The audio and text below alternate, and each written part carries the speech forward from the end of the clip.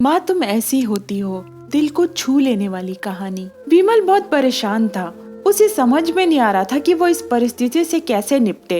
वो अपनी माँ को बहुत चाहता था, किंतु उसकी पत्नी और बच्चे उसकी माँ से बहुत दूर भागते थे, क्योंकि उसकी माँ की एक आंख नहीं थी, साथ ही उनकी कमर भी 90 अंश पर झुकी थी। वैसे वो अपना काम सब खुद कर लेती है, किंतु फिर भी वो उसकी पत्नी और बच्चों के लिए हमेशा खटकती है। दादी, आप ऊपर के कमरे में जाओ, मेरे दोस्त आ रहे हैं। विमल के बेटे अखिल ने बड़े बेरुखी से कहा।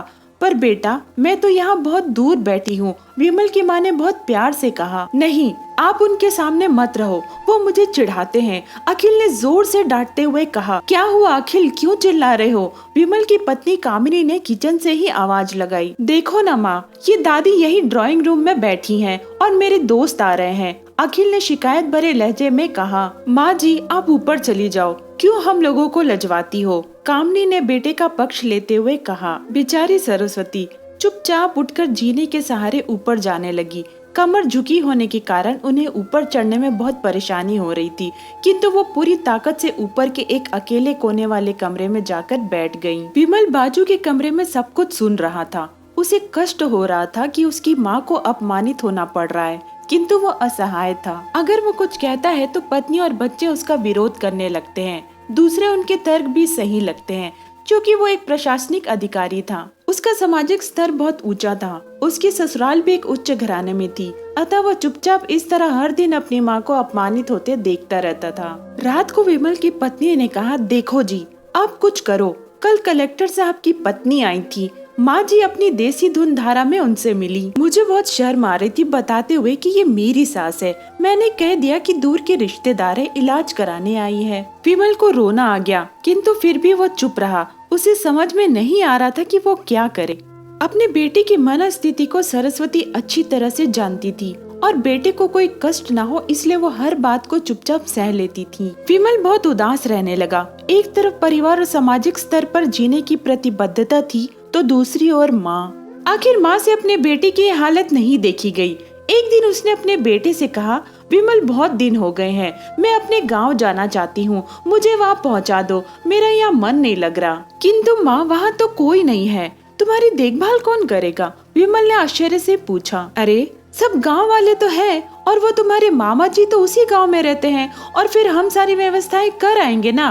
कामनी को तो जैसे मन की मुराद मिल गई हो। हाँ बेटा, बहू सही कह रही है, सरस्वती ने लंबी सांस लेते हुए कहा। विमल जानता था कि गांव में माँ की देखभाल करने वाला कोई नहीं है, लेकिन अपनी पत्नी की जिद के कारण वह अपनी माँ को गांव छोड़ने पर विवश हो गया। माँ को गांव छोड़कर आते वक्त उसे रोना आ रहा था तथा अपनी बेबसी पर गुस्सा भी आ रहा था, किंतु परिवार, पत्नी और समाज ने उसके इन मनोभावों को दबा दिया और वो सुकून सा महसूस करने लगा।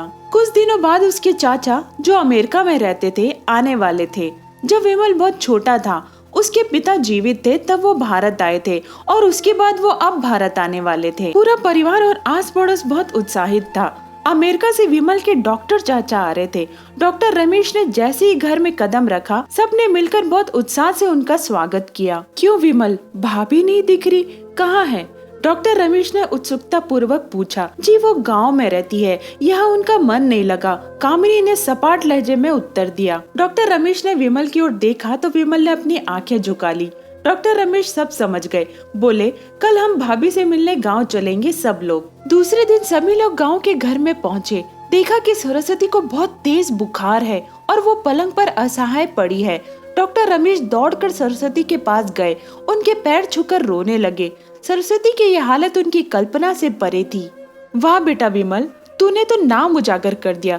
अपनी माँ की यह हालत देखकर तुझे तो शर्म भी नहीं आ रही होगी। डॉक्टर रमेश ने विमल को लगभग डांटते हुए कहा। नहीं देवर जी, विमल का कोई दोष नहीं है, मैं खुद गांव आई थी। सरस्वती ने अपने बेटे का बचाव किया। मुझे सब पता चल गया भाभी, आप चुप रहो। क्यों बहू, तुम्हें अपनी सास की कुरूपता पसंद नहीं है? समाज में तुम्हें नीचा देखना पड़ता है ना? डॉक्टर रमेश ने कामनी की ओर व्यंग से देखा। कामनी निरुत्तर होकर विमल को देखने लगी।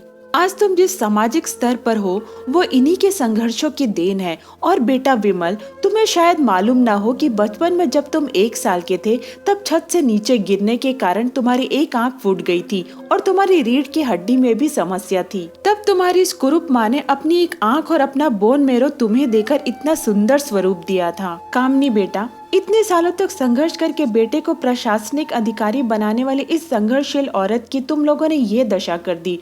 तुम्हें ईश्वर कभी माफ नहीं करेगा।